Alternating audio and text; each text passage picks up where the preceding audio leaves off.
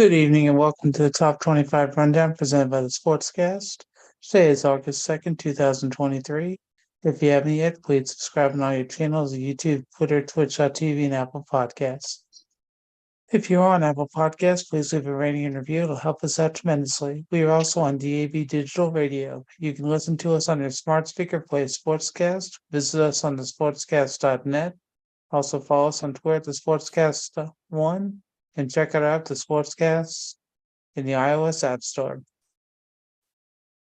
Great greetings and salutations. My name is Alan West. Welcome to the Top 25 Rundown, and we are joined sooner than normal by Mr. Bob Alvis. How are we doing, sir? How are you?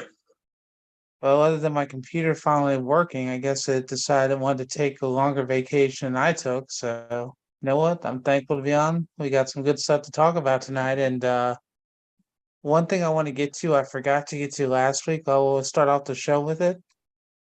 Bronny James. Yep. How he had cardiac arrest.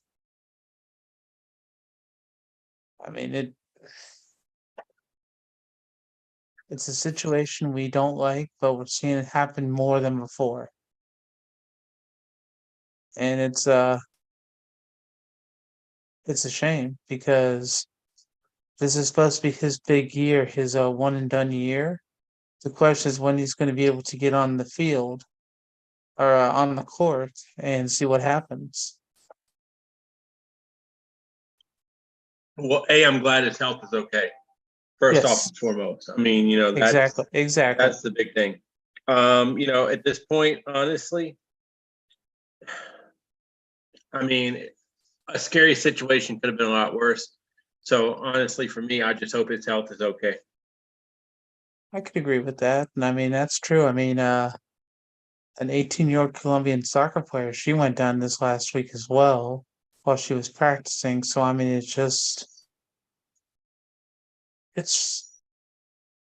a shame that that's something we have to worry about now, just for watching certain athletes, because we want to try to focus on the games.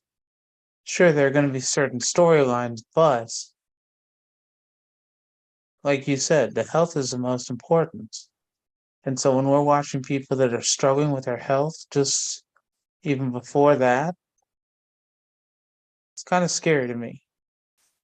Yeah, I mean, I don't know what else can be said except thankfully he's okay. Hopefully he makes a full recovery.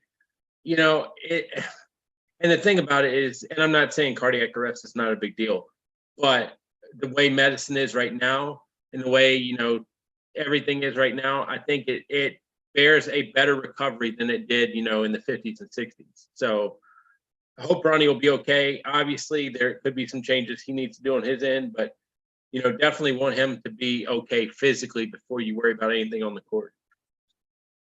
Oh, no, I understand because how JJ Watt had the cardio version last year before he retired.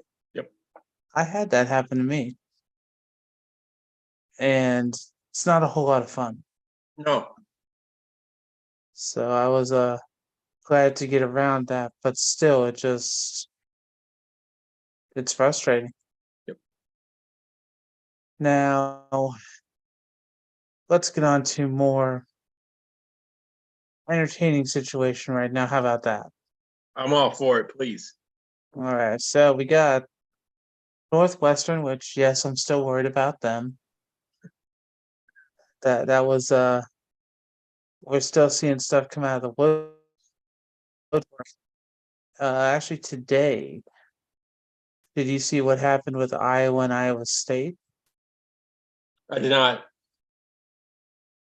Well, they have 7 players that are involved in the gambling sting, including one of them is supposedly the Iowa State starting quarterback this year. Okay. So that's it's not looking too good. Yeah, I did see where LSU kind of wanted to be the torchbearer for preventing against the gambling and everything like that. And my thing about that is if you're going to be a torchbearer in that case, then you better be beyond reproach. So yeah, you definitely hope that everybody gets this thing cleared up, and unfortunately, as we talk about the NIL a lot, I mean, gambling's not really an NIL issue. I mean, I'm hard on the NIL more than just as much as anybody, but gambling's not really on that NIL issue. So you just hope that the programs can maintain the, I don't want to say institutional integrity, but you definitely want them to be able to get this fixed sooner than later. Everybody that is stepping into athletics needs to know, hey, these are dangers and these are pitfalls, and we gotta be on our toes. Well, I mean, that's why when you're looking at the people that are on here, you've got 7 current or former athletes, which according to ESPN, ex-Hawkeyes basketball player Avon Eulis and Cyclones quarterback Hunter Decker is once the highest profiles. You also have kicker Aaron Bloom, Iowa baseball player Gary Christensen, ISU wrestler Panero Johnson, ISU football player Dodge Saucer, and former football player Ioma was a rookie who was drafted by the Broncos, and then he got suspended indefinitely by the NFL because he bet on games during his rookie season. Now, it's showing that Eulis, who went to Nebraska, he transferred to Nebraska right after it. He was under Iowa's legal gambling age of 21 when he used his phone to make 1,850 wagers totaling over $34,800 with at least one Iowa sporting event and over 430 plays on NCAA basketball and football games, the Quinn said. Whereas Christensen, who appeared in 11 games for the Hawkeyes last year, he used his phone to make 559 wagers, totaling $2,400 at the DraftKings Sportsbook from last November to February, with 23 placed on Iowa sporting events, and the account he used was under his mother's name. And I think a lot of people are probably doing that, using a friend or using, somebody else's name. And, a lot of people I think are just not getting caught. I'd agree with that. There's no doubt. The thing is, it's getting embarrassed, and just with how that is, not good. Although, do you see that the NCAA they announced it's crafting detailed rules for name, image, and likeness compensation that all athletes soon will be eligible for injury insurance after they leave school? The NIL is a monster in itself, I think, and how you fix that and whatnot. At this point, I'm running out of ideas. I mean, let me read this article real quick. It's not very long, so that way you can hear what they're trying to say they're going to try to do. Okay. This is off of ESPN.com. I already read you the first paragraph of it. The NCAA Division I Board of Directors directed the Division I Council to deliver a proposal in October to regulate the way college athletes can make money off their fame. The NCAA lifted its ban on NIL compensation in 2020, operating with an interim policy that broadly bans pay-for-play and recruiting inducements. Myriad state laws, meanwhile, have been setting the rules for NIL. Sports leaders have been lobbying federal lawmakers for help. President Charlie Baker said in June the organization needed to work on its own solution as a plan B. Echoing Baker's NIL wish list, the board asked the council to present the rules that would: number one, create a registration process for agents and financial advisors who wish to represent college athletes and booster-funded NIL collectives. Number two, develop a standardized contract for NIL deals. Number three, establish disclosure requirements for athletes and collectives or companies that provide NIL compensation. We have heard loud and clear that student athletes are not always certain about what to look for in NIL contracts. How we help to establish clear rules that help student athletes navigate these deals to better and more safely capitalize on their NIL potential. Florida Associate Director Linda Taylor said in a statement. Taylor is the chair of the D1 Council and NIL Working Group. Earlier in the day, the NCAA Board of Governors announced that beginning this year, all college athletes will have access to health insurance to cover medical treatment for injuries sustained in college for 2 years after their eligibility expires. That's interesting. Yeah. It makes me think the words too little, too late. Makes me think the word's lip service. Well, yeah, that too. Definitely lip service, but we're not going to give them the benefit of the doubt, but they've already screwed this up bad enough to where now they're like, oh, we messed this up. Now we need help. And it's dumb. Because even though people weren't happy with how the NCAA was at times, or how the NIL was before, now, all right, Bob, I'm going to give you a big comparison, okay? Like really big. This reminds me, although this is dangerous, this kind of reminds me of Pearl Harbor. With the restrictions that they had before, the NIL was the bare minimum, other than when you see boosters getting in trouble for giving players money. But since they opened this up in 2021, they basically, it's like the Japanese emperor said after Pearl Harbor, I fear that we've awoken the sleeping giants. Right. That's how it feels right now with how the NIL is and just how it's been impacting everybody. I think the big thing is the NCAA wants to throw that out there just in case somebody gets suspended or whatnot for the NIL. And, then almost the NCAA can say, I don't know if I told you so, but the NCAA can say, hey, we spelled it out right here. Now, did we have no rules at first and then we came back to put in rules? That's not the point. They said this, this, this. So if you break those rules, the NCAA can say, we told you right here.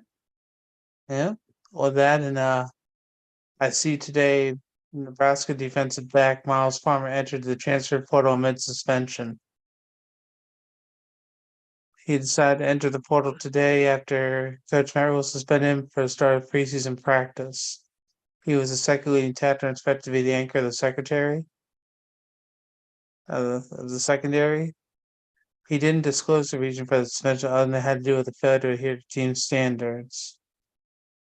But this isn't his first suspension. He got suspended against the game of Michigan last November because of suspicion of drunken driving. I mean, I saw that one of the Northwestern linebackers transferred to Ohio State, so we're still seeing the portal active, even though this is supposedly the time where it's supposed to be passed. So you know my feelings on the transfer portal too. So yep. So we'll skip those feelings this time. Did you hear the rumors and what's happened since last Wednesday in regards to the Pac-12 really screwing the pooch and the teams that are looking at leaving the Pac-12 and seeing what could happen? yeah, we've got complete anarchy now because I'm reading things about there are certain schools that want out of the ACC. So yeah, we've reached the point to where we have anarchy, in my opinion. Well, I mean, that's why, because I've heard rumors about Florida State and Clemson leaving the ACC. Florida State, though, they're going to have the biggest issue because they have to pay the $120 million exit fee.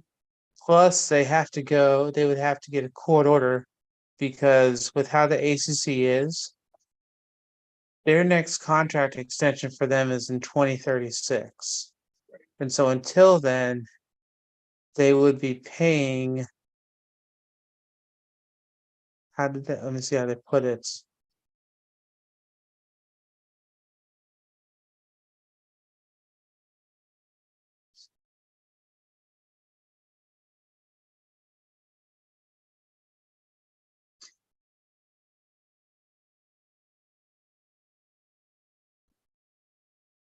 basically they would only get about 30 million a year, which sounds like a lot, but for some of the different sports, it's different. But to get out of the league, Florida State would have to pay $120 million exit fee and go to court to challenge the existing grant of rights that gives the ACC media rights for its member schools through the length of the contract. And right now, their contract with ESPN goes to 2036. So that's going to be the biggest thing that they're going to have to deal with. Yeah, and I don't know how attractive Florida State is to some places because, with Miami, you're getting the Miami media market. I mean, with North Carolina, I don't know why people want North Carolina, to be honest with you, in terms of, I don't know what market you're getting. I mean, because the Triad, I can't imagine is, a media market that people just salivate over. But then again, neither is Tallahassee. So, I would think that if it were me, I would think just looking at the ACC, and I'm going off the top of my brain, Miami's attractive because of Miami media market. Georgia Tech's attractive because you're into Atlanta at that point. I mean, to me, North Carolina is probably one of the most least attractive places if you're just looking at that type of stuff. Well, then they talked about Virginia also being a potential one that could leave as well. But the thing is, the ACC recently changed its revenue distribution model to reward success on the field in football and basketball.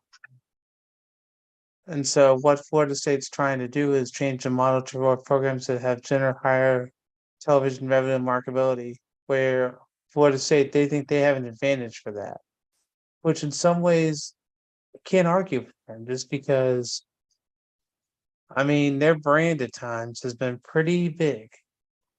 It's Yeah, but not when's as the last big as time it it's been was. pretty big? I mean, when they had famous Jameis quarterbacking them, they were hot. But then if you want to look at sustained success from the Seminoles, you got to go back to when I was a team. I mean, lately it hasn't been sustained. And, I mean, to me, like I said, because I don't think people in college necessarily care if you win or lose as much. I mean, they do. But is that stadium full? How much are they bringing to the table with TV? Those types of things are the big things. I think winning is secondary in my eyes. Okay. Well, right now you're talking about football alone. Basketball, don't forget last year wasn't their best year, but with Leonard Hamilton, they've been contenders for the ACC the past few years. Because what you were just talking about before was you were just focusing on football, which granted football is the cash cow for most sports, but it's not the only sport that they would try to use as part of their marketability. But you still got, for basketball, you still got to fill arenas. Or I mean, and I don't think Florida State's ever had, great attendance, even when they've been good. So I mean, from that point, I mean, I don't know what Florida State, I don't know how much bringing winning comes to the table. I don't know. I mean, I don't think it goes over attendance for whatever sport. I don't think it goes over media attention for whatever sport. I think winning is probably the third thing, maybe, because you got to think too. If I'm in the Big Ten, let's say, why do I want to bring in Florida State if they can knock me out of a tournament spot or whatever? Now, the conference is going to want to bring them in because the conference just wants teams, and I'm going to play devil's advocate. Well, Florida State's not knocking somebody out there, adding two. But if you take a bubble team, and I have no idea who it would be because it's not going to be, I don't think, anytime soon. It's not going to be this year. So if I'm a bubble team, I mean, like, why do I want Florida State to come in? Because they could knock me off the bubble, and then I'm not getting in the tournament. But the conference, I think, looks at it as, well, we got 8 teams in, we're going to get money. True. And I mean, that's why I think Florida State's banking on how they should do better this year. But the thing is, that and also just how a lot of athletes, some of the fast athletes, still come out of Florida. I think that's the other thing they're banking on. But it's more just for the conferences, how they're talking about it. Because, I mean, for the Big Ten, today they talked about how they were initiating conversations with Washington, California, Stanford, and Oregon. Expanding makes sense. I'm not saying expanding doesn't make sense, but if you're a conference, if you're an existing conference, Mhm. who do you want, Florida State or Miami?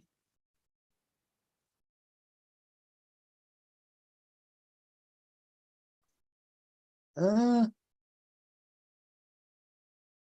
you probably would go for Miami more than Florida State, but 100%. there was a time where that wasn't the case. But we're playing. The time is, in the words of John Cena, the True. time is now. I mean, so like, I think, and you bring up a good point. Like, if I'm a Big Ten school and I can expand into a state, then I might be able to get that state's recruits to not only necessarily play at said school, but if it's a Big Ten school, what if I can get a kid from Florida to go to Rutgers or go to Nebraska or go to Indiana or go to Wisconsin, where they might have not considered that place before. But now that I've expanded into it, it's a conference game, they might look at it differently. So with that being said, I can either look at South Beach, which is a different world in its own from what I hear, or I can look at upstate Florida, Tallahassee, where, I mean, yeah, it's Florida, no doubt, but I mean, it ain't South Beach. I mean, like that. I mean, more people. Do they want to go to Miami or Florida State? Now, I know you can look back in the days of Florida State because they had people like Deion Sanders, and so on and so forth. I could look more, but Miami Charlie also, Ward, Peter Ward, Ray Lewis, Warwick Dunn. Reed are at Miami. So what I mean, and I get it, they were in different conferences at that point, but I mean, there's no documentary, to my knowledge, on 30 for 30 about Florida State. There's a U and a U part 2 about Miami. So again, I'm looking at Miami as a team I'd want because I think they offer me more. I don't know what the word is. They offer me more, I think, than a Florida State does. Okay. Well, I mean, when I'm looking at this Big Ten conference, they're also looking at Virginia and North Carolina because they're both coveted by the SC and Big Ten because they offer new markets, big cities, and fertile recruiting grounds. But here's the reason why they're interested in the Big Ten. Big Ten schools, for their shares, they're projected an annual average value of more than $60 million per year in just television money. Just television What big money. city are you getting with UVA and UNC?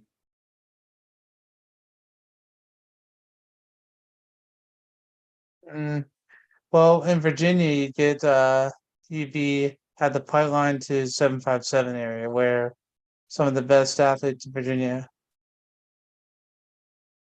But what does that help? I mean, that's helping. That's not helping your market size. I mean, I think they're probably looking at you get DC, but I can argue you got Maryland for that. So like, I mean, I think with UVA, I think the fact that it's and this is probably where you actually you brought up a good point when you talked about success of other sports. I mean, Virginia is a name on the basketball circuit. Virginia And Tech is not. baseball. Yeah, well, I mean, let's be honest. I think more people at this level are going to care. First and foremost, everybody cares about football, whether we agree or not. Football is the cash cow. Second is basketball. Everything else is an Olympic sport, and I don't think that's moving the needle. And if we get said school and they're good at women's basketball, baseball, whatever else, great. That's just a plus for us. But in terms of that's the reason we want so and so, I mean, why don't you want Virginia Tech? I mean, they just went to the Final Four for the women's game. So I don't think that plays as big of a part as it should, because I mean, if so, people should want Dallas Baptist because they have a really good baseball team that makes the regionals each year. So I don't know. I think part of it is you're trying to pipe in the media pipelines, and but with Virginia and UNC, I look at it as we had success. We're a big fish in basketball. We're not a small guppy in football, but we're just on some hard times right now. But in terms of what media market, because we want to get near a big city, I mean, what big city are you getting near? Is my point. I mean,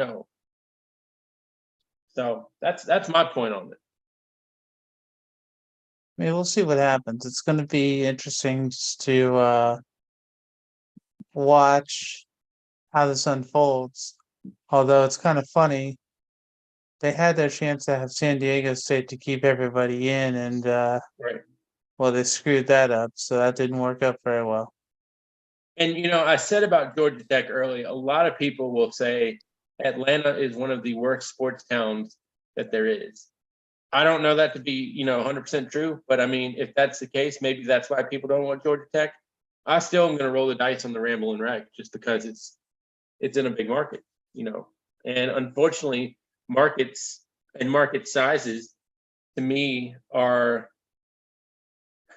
they're in the top three in this whole thing getting done, in my opinion, because markets I think affect TV contracts. TV contracts is where you're making money. I mean, it's like we've talked about time after time. You're going to have a super conference somewhere, and you're probably going to have 4 or 5 of them. I don't know if it's going to be that big, but it is going to be some.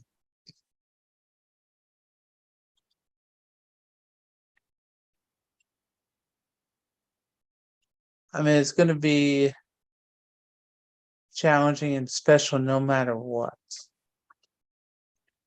And it's Yeah, not a question of if, but when. well, and too. Here's the other thing to me: take your smallest ACC school, Hmm. because one school we left out too is the SEC. From what I heard, is trying to get Notre Dame. Now, Notre Dame is an independent, but they're closer to the ACC than they are anything else right now because they play in the ACC for basketball. They play a decent half of the schedule in football. So, for lack of a better term, we'll call Notre Dame ACC in this. The SEC is trying to get them, but take your smallest ACC school. The name that popped in my mind is Wake Forest. If Wake Forest is left out in the cold, they certainly don't need to be going to the Colonial or something like that. And in all these power conferences, I kind of feel for that little guy, because not everybody, I don't think, is going to move. I mean, it's not like the Pac-12 or the Big Ten, because you talked about it. I mean, they're looking at different schools, but I think at some point,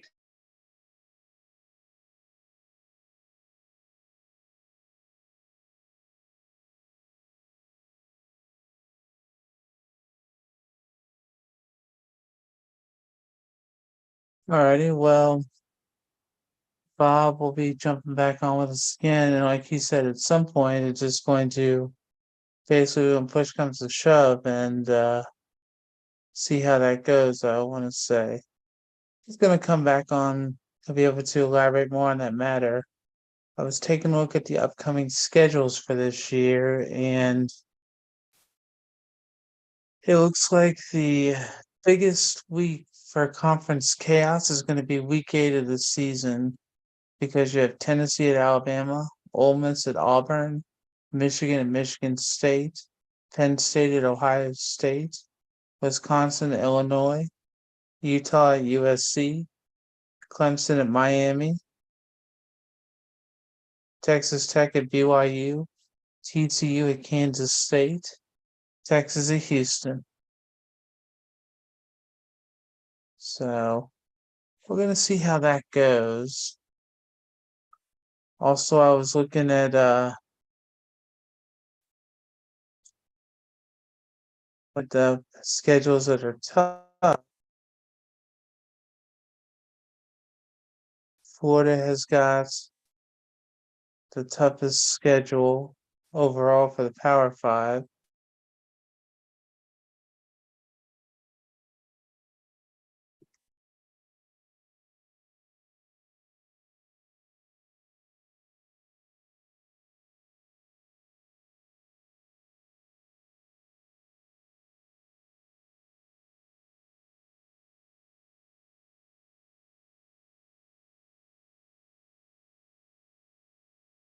where they start off against Utah and they close at Florida State.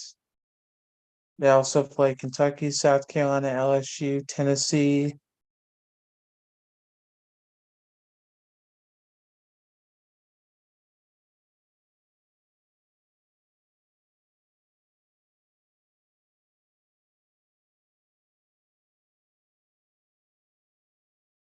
Tennessee's at home. Then they're going to have the world's largest cocktail party in Jacksonville. 2 weeks before they play LSU on November 11th. They have 6 preseason top 25 opponents with 4 in the top 15. Ole Miss isn't far behind. They are the only SEC team that are playing both Alabama and Georgia on the road. Boston College has the easiest overall Power 5 schedule. They have no non-conference games against Power 5 opponents. Eagles will stay in the Northeast. The only road contest is Army.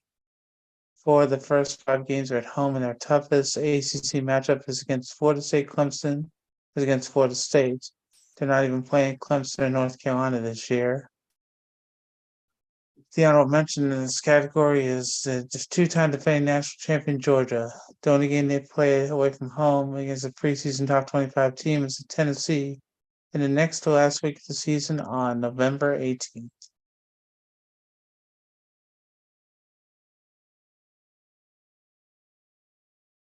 When you're looking at the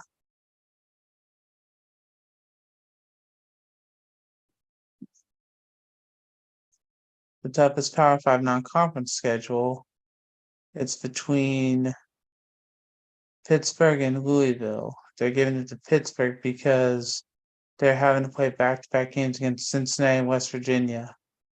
Just because how brawl normally is. It's going to be at Morgantown for the first time. Then they also go to Notre Dame on October 28th, and they face Florida State the week after. When you're looking at a tougher group of 5 non-conference schedule, you see that Southern Miss, in their second year in the Sun Belt Conference, they play Florida State September 9th, return to face Tulane on the 16th, and then next to last week of the season, they face Mississippi State November 18th. And then the easiest Power 5 non-conference schedule, we have a repeat winner, Michigan. They earned the honor of playing the nation's cushiest non-conference schedule. The 2-time defending Big Ten champion doesn't face a single Power 5 opponent. It's just like last year, marking the first time in 78 years the Wolverines did not play a non-conference game against a current Power 5 member or Notre Dame. Michigan opened the season with 3 straight home games against East Carolina, UNLV, and Bowling Green. It originally had a home-and-home series at UCLA set for 2022 and 2023, but canceled in 2019 to guarantee at least 7 home games each season. The only team rivaling Michigan in this category is Georgia, which plays University of Tennessee Martin, Ball State, and UAB at home, and closes the regular season against in-state rival Georgia Tech on the road. The Bulldogs were originally scheduled to play Oklahoma, but the SEC dictated that game be scrapped since the Sooners joined in the league in 2024.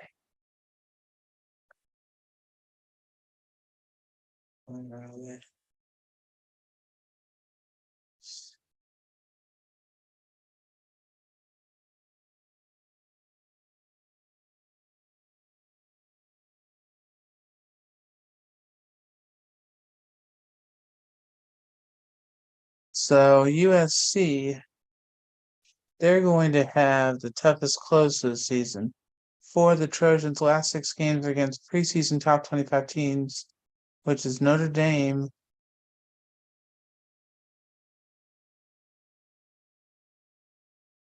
Utah, Cal, Washington, Oregon, and UCLA. So they're going to play 9 straight weeks without a break to end the season. The Wildcats and the Wolverines, they're according to ESPN, have the cushiest open this season. The Wildcats get the win for that. They go against Ball State, Eastern Kentucky, and Akron in a road game against Vanderbilt. For Kentucky's 5 games of September at home, they have 3 of their last 4 on the road, including Alabama, so we're going to see how that goes. But Wolverines, they had their non-conference bye games against East Carolina, UNLV, Bowling Green, and then the Big Ten opener against Rutgers. Coincidentally, Jim Harbaugh is going to be suspended for those first 4 games. So we're going to see how this goes for everybody, depending on the schedules.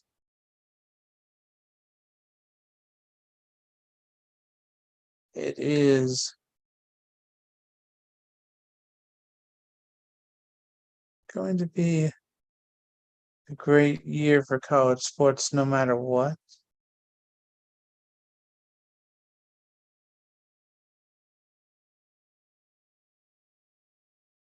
There are only 7 Power 5 teams that do not have a non-conference game against another Power 5 team this year, or Notre Dame.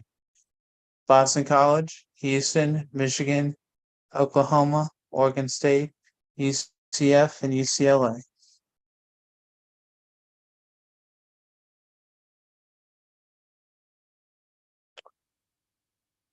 Since we are talking about college football,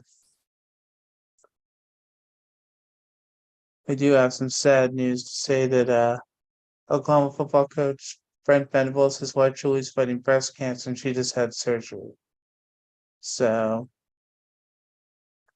we're gonna see how that goes for her, and thoughts and prayers go out to their family and just see how it goes.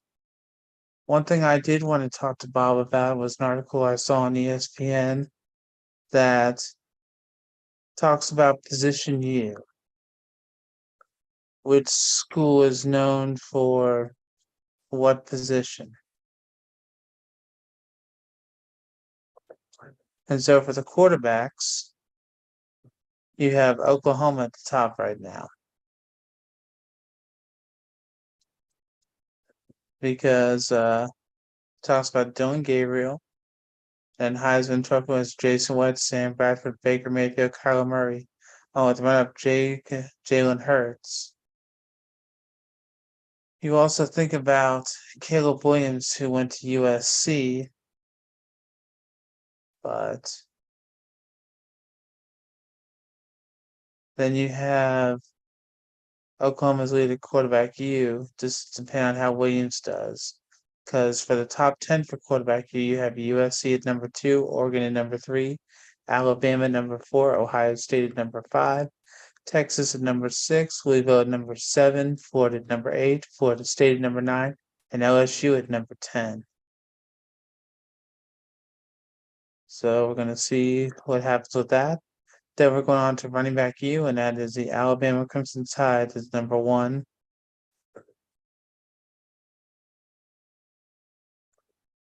They had Jahmyr Gibbs, who transfers from Georgia Tech, joined Brian Robinson Jr., Najee Harris, Josh Jacobs, Damian Harris, Derrick Henry, Kenyon Drake, TJ Yeldon, Eddie Lacy, Trent Richardson, and Mark Ingram II. Then you have Wisconsin number 2, LSU at number 3, Miami at number 4, Texas at number 5, Oklahoma at number 6, Georgia at number 7, Auburn at number 8, Oregon at number 9, and Oklahoma State at number 10. Now, this next one, I could argue with it, but they have wide receiver U right now as the USC Trojans. They put Jordan Addison as part of the list, and he joined Drake London, Amon-Ra St. Brown, Michael Pittman Jr., and Juju Smith-Schuster among recent receivers that are in the NFL. Now, if Addison hadn't left, him and Larry Fitzgerald at Pitt, that would have made them higher on the list. But for now, it's USC 1, Ohio State 2, LSU 3, Alabama 4, Oklahoma 5, Oklahoma State 6, Florida State 7, Florida 8, number 9, Notre Dame's number 10. Now, reason why Ohio State, I wonder if they'll be close to number 1 is because Ohio State's had 5 wide receivers drafted in the first 3 rounds since 2018, with Marvin Harrison Jr. and Emeka Voka back for 2023. Next year, they should have more that are going to be added. Tight end U is the Miami Hurricanes, and I can't argue with that because they have been very dominant with the tight ends that they've had. They've had 15 tight ends drafted. They've had a future NFL tight end on their roster every year. 2007 year was the one either started, didn't go on to be drafted. Will Maury, the last one, was one in the Colts. And before him, you had Jeremy Shockey, Greg Olson, Bubba Franks, Jimmy Graham, and David Njoku. The rest of the top 10, Notre Dame number 2, Iowa number 3, Stanford number 4, Florida number 5, Missouri number 6, Wisconsin number 7, Oklahoma number 8, Michigan number 9, UCLA number 10. Offensive line, U is the Alabama Crimson Tide.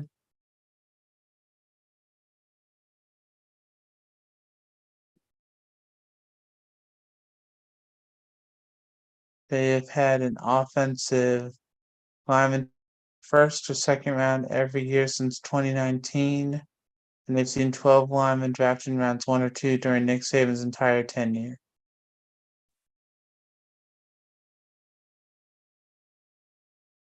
The rest of the top 10 there is Ohio State number 2, Wisconsin number 3, Oklahoma number 4, Notre Dame number 5, Michigan number 6, USC number 7, Georgia number 8, Iowa number 9, and Florida number 10.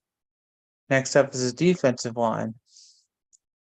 And you have Alabama once again at number 1. They've had 1 defensive lineman drafted in the first 3 rounds every year since 2016.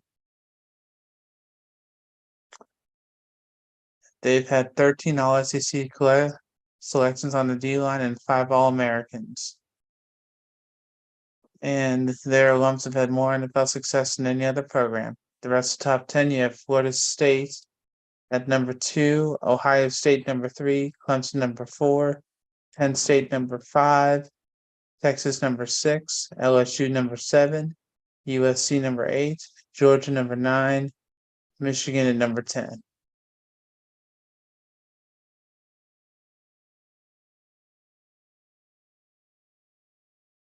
All righty.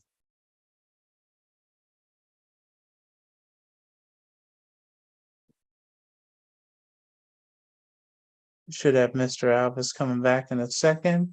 Linebacker U is Georgia Bulldogs. Georgia's had 6 linebackers drafted in the first round since 2021, which has helped them to have a relatively safe lead over Alabama for that title. Georgia's linebackers in the NFL continue far and away the most production next level, with the likes of Bo Witherspoon, Thomas Davis, Justin Houston, and Roquan Smith being genuine stars.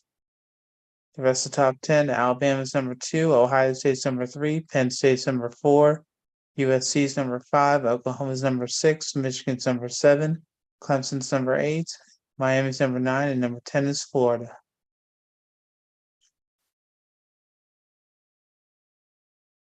And then we have LSU as defensive back university.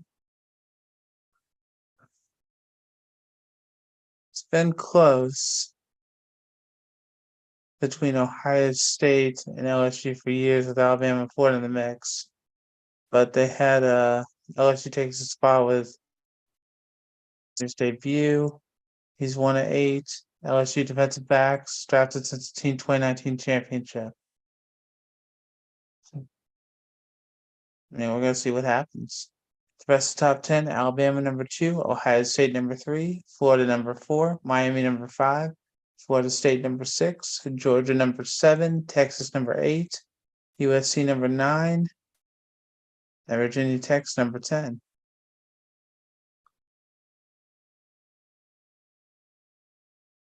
Next up, we have Kicker U, which is the Florida State Seminoles. The rest of the top 10 are UCLA number 2, Iowa number 3, Utah number 4, Memphis number 5, Ohio State number 6, Florida number 7, Nebraska number 8, Auburn number 9, and Michigan number 10. And last but not least, we have Punter U, which is the Texas A&M Aggies. Number 2 is Tennessee. Number 3 is Utah. Number 4 is Michigan State. Number 5 is Cal. Number 6 is Georgia Tech. Number 7 is Cincinnati. Number 8 is Georgia. Number 9 is Ohio State. And number 10 is Baylor. So those are just all the different rankings they have. Welcome back, sir. You talk about your computer woes, and it's almost like it's spread.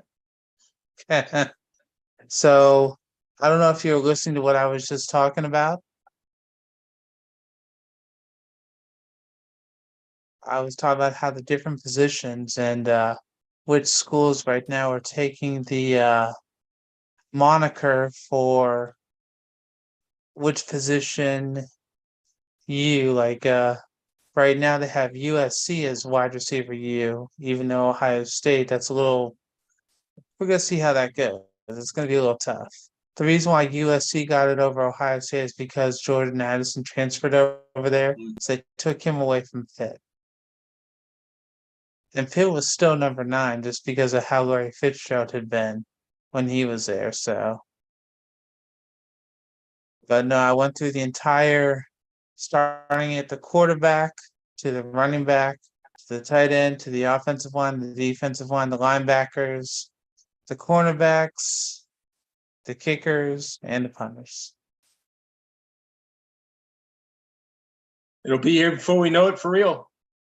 Yes, sir. That's why I figured next week. I did see an article here where it talks about the different conferences so that we can kind of start making picks for those. I know that I was looking at for us, I'm thinking we should try to, instead of doing one show to try to talk about all the different conferences, I think we should split it up into 2 just because for the Power 5 and see how that goes. And I believe I'm going to have some other people on with us so that way, even though you and me enjoy talking about it, we can have some others on. And then Tyler, who was on last week, I mentioned to him about how me and him made the picks last year and how you and me were talking about doing that.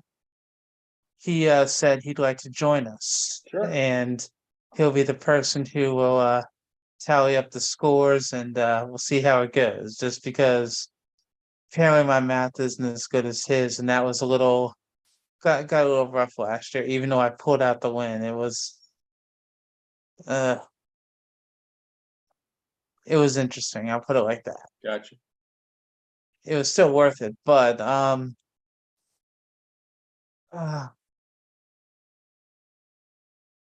you were talking about the differences for just how the conferences were in some ways. So I think we're gonna see how it goes next week because I think we're gonna have some more clarity on how everything is going down. I mean, even if the conferences aren't going to implode by next week, it's just seeing how it's going to make a difference for them. Sure. Because I think we're still kind of in the breaking news or newlywed phase for some of the Pac-12 schools leaving. I do know that Arizona State, and I think it was Utah, they all had special meetings as well. So, I mean, we're going to see how it goes, but in the end, money's going to talk. So we'll just have to play it by ear and see what happens for that. Yeah. I mean, you never know until it's actually signed on the pen and paper. Yeah, that and Northwestern, you got more people filing lawsuits, and at the media day that the Big Ten just had, the football players did not show up where the coach did. and the volleyball coach did not show up. So, I mean, it's not looking good.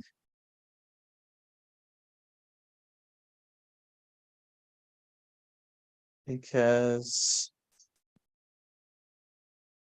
I've got a feeling it's going to be a lot nastier than it is. Yep.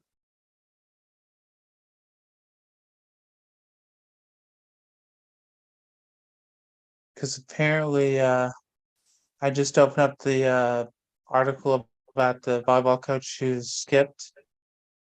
He's been there since 2015 and has an overall record of 88 and 113. That's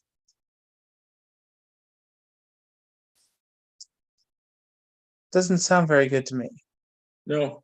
I mean, I'm like I said, I'm not the best with math, but when you're under 500 and the way it's looking, it's not good. Oh, and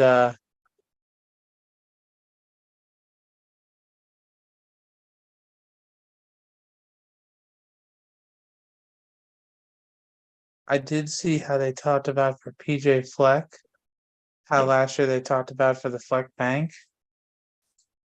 Apparently, they had for media days for Minnesota, they had one player who's been there the longest. I guess he's been there 6 or 7 years because how COVID was and him having injuries.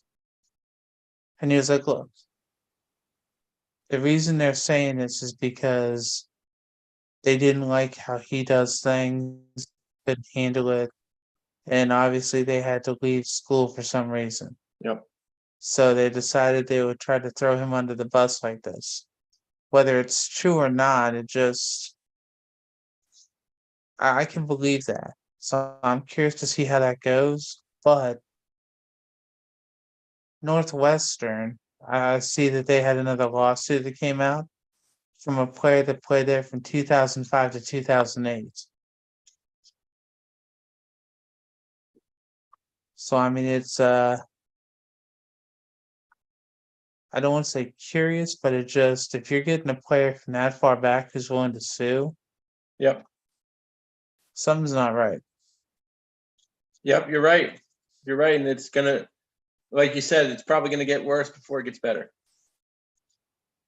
I'm waiting to see how many shoes drop, but like we said last week, I'm a little worried about Northwestern. Right. I'm still gonna be my Ohio State fan the entire time. And another time, don't worry, sir. I made sure while I was up in Ohio, I got 2 more Ohio State shirts, one polo shirt and one regular shirt. I know that makes you very happy, and you can hardly contain your excitement for that. Smile on my face. Yep, no, and I did do that surprise show last week, which I would have had you get on, but unfortunately you had other obligations. So, I mean, I wanted to make sure you could be involved like we always try to do here. So, Appreciate that. absolutely. So, well, what I'm hearing the shower run, it must mean it's almost time for me to go to bed. So, just because I am looking at the clock. Is there anything that you could think of that we haven't talked about other than while you were gone?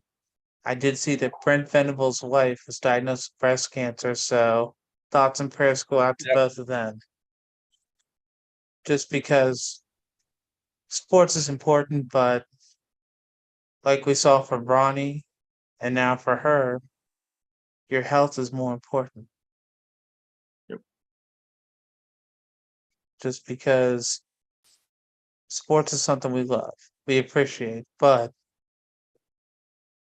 it's not everything. Unfortunately, it won't last forever, and unless you're doing coaching the rest of your life, you're going to do other things and be popular in other sports, I guess the best way to put it. Is that fair? Yep. Very fair. Okay. So, if we were going to try to find you outside of here, how would we do so, sir? Hit me up on Twitter, the Sports Buffet. Simple as Okay. that. We don't try to make it complex. Exactly. Oh, and I had a trivia thing I heard today you might appreciate. Fire. I talked to my boss today at my job, and he told me that he found out that his second cousin, June Carter Cash, Okay. which I thought Very, was pretty very cool. interesting. Wife of Johnny Cash. Exactly. Exactly. So I thought that was something that was interesting. Can we I just thought about this. Can we talk about one sport that's outside of college sports very quickly? Sure. Have you paid attention to the Women's World Cup? Very little. Okay. Well, for the first time since I think 2005, the U.S. women did not win their group. Right. And other than a shot going off the post, they barely avoided elimination against Portugal. I'm not sure they're going to repeat. I mean, the team this year, they don't feel like they have that edge, the killer instinct this year. Or as Kobe would say if he was alive, they don't feel like they have that Mamba mentality. It's going to be tough. It's going to be tough. I mean, Carly Lloyd called him out on it, and she's taking some heat for what she said.